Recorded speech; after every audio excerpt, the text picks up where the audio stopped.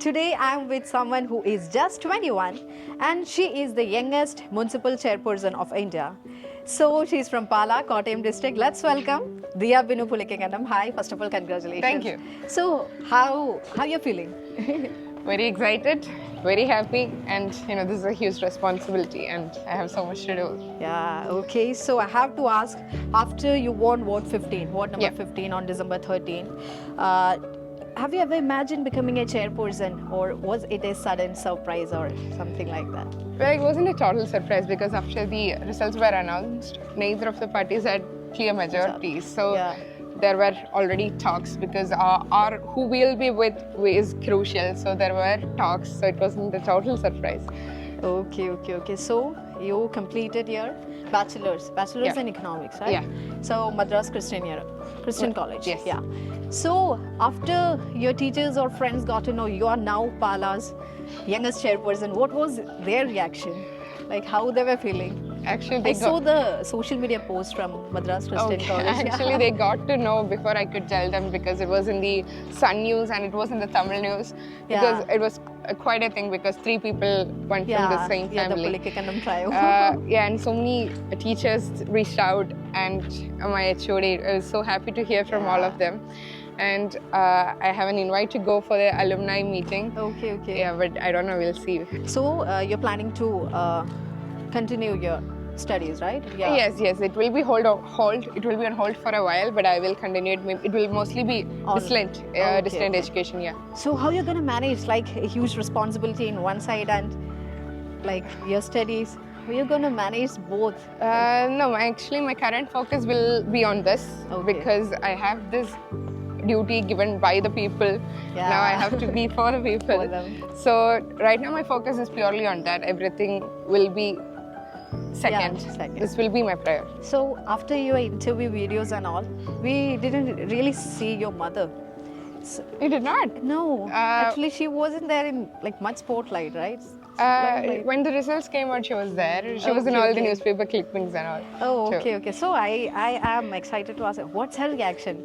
Is like she's worried or excited? What's her reaction? Because Actually, when 3 of us announced that we were going to stand, obviously the tension was tripled because obviously her husband's standing and I am standing and I'm just 21. Yeah, so there was that's that the thing. obviously that mother concern, I guess. But like when the results were announced, she was the one that was most excited, and you could see that very clearly in the result photos. And she's very happy and she's doing good. in 2023, your father missed out the chairperson post. Yeah. And now the Pulikkakandam trio is back. And you mentioned this as a poetic justice, right? Yeah. So can you relive that moment once again when the result was announced and 3 of you won the election? So, Actually, the results were not a surprise at all because when I stood, I actually gave my nomination just a day before the nomination closed. Okay.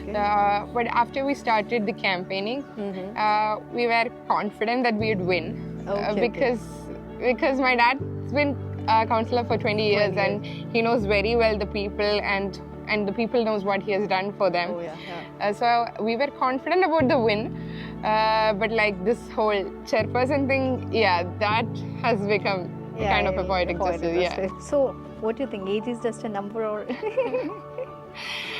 See, age is just a number because I believe even if you're 20 or 40 or 60, it's what you could do or what morals you hold on to and how you can overcome your problems, like you can be 60, you can be experienced, but if you don't do anything for the people, then it's just like, I'm an experienced politician. But see, I will have my limitations because when it comes to active politics, I haven't been around much, but I have the support of the other 25 candidates, the councillors. We are at 26, and also my dad and my uncle is there.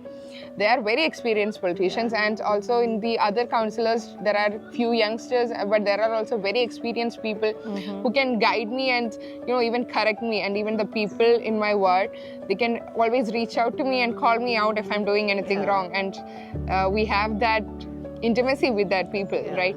So it's easy. So there will be challenges, but I have support to overcome and do well. That's what I'm hoping, and I obviously, God willing. Yeah, so like when you are in a room with seasoned politicians, do you feel a bit pressure of being, what to say, youngest? It's I feel it's quite a privilege. It is a privilege, and I feel like it's a God's direction to be in those room with those people. I've always known them for a long time too, because as I just said, when I was very young, it was when I was 1 year old, my dad first stood for the elections. Yeah, okay. So many of these politicians, I call them, I call them my uncle and aunt, because whenever there is like a ward meeting or like a get together, I've always been there. So they have also known me since I was very young. So that intimidation is not there since I know them personally for a long time. But it's also exciting that they have so much input and knowledge. So to put all these to use, right? See, I know that they are opposition, but I feel like if there is something we are putting for like a project for the people, like something for the betterment of people, I feel like they will also come together, whether regardless of whatever the party is. If it's something for the people, I think everyone will stand together. Okay, so who is a role model apart from your uncle and father? Okay, who is your role model? I'm a huge fan of Dr. APJ Abdul Kalam sir. He's a visionary. Yeah. So he's always been someone I always looked up to, and because I think that's how people should be. He should be well educated, well informed, and humble. The humility, I think, is like one of the most important factors a politician should have. So your uncle and father are working as counselors under you. So that's a real unusual scenario, right? So how you switch the boss, the daughter and the niece thing, like switching character? That's the thing, right? I'm not a boss, right? I am someone who is a people's representative, and I try to be like that, because the moment I think of myself as a boss, I think I've lost the vision. Yeah, but it's all the same. They still call me Ponnu, which is my pet name, and I am their daughter, both of us. So that's how it just works. Okay. So some rumors. Yeah. There are some rumors that your dad, uncle are counselors, and you're just the face, and they are calling the shots. So how do you deal with those perceptions? I also heard it's a symbolic post or something like that. I'm also very familiar with the rumors. But I'm always open to criticism. Maybe just see what I could do and then criticize me and correct me, other than just being prejudiced. When you get some free time apart from this role, so what all are your hobbies? What do you love to do? What do you love to do? I love to watch cricket. I'm a huge cricket enthusiast, and even when I was in Chennai, I went to watch IPL twice. I'm a huge CSK fan. CSK fan, okay. Yeah, and obviously I follow international cricket. Okay. I love music. Who's your favorite artist? English or Malayalam? Whatever you listen. Malayalam I listen to actually quite an old soul when it comes to that. I listen to 80s and 90s music, because when I was a kid, when we were in dad's car, he always listens to that music. So the same thing. So there is that. But like in English, I would say, I don't know if you have heard, there's Julia Michaels, Louis Tomlinson. Oh, can you hum? Can you sing? Oh no, please no. Let's just keep this as a nice thing. Hey, come on. Oh no, I'm not a singer. I used to dance. Hey, you're a dancer? Yeah, and I was in sports, but and I don't sing. So, a quick alternative universe. No politics. What was your plan? What would you be doing? What I would be doing? I would be currently applying to colleges for an MBA admission, and hopefully get in somewhere. I'd be doing my masters. I'd be graduating, looking for a job, working for quite some time. Then seeing how things go, I'd probably start a startup. My business. It would be that. In your social media post, there are comments like a comparison of Arya Rajendran and you. Some support, some critics.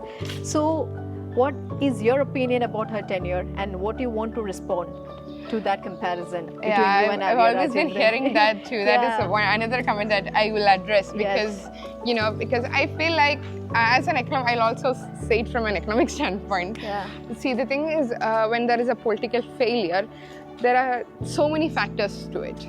There may be institutional or like political, or there will be so many factors to it. And if we are just concentrating on one factor, that is the age, we don't get the accurate analysis of what happened in that in Trivandrum.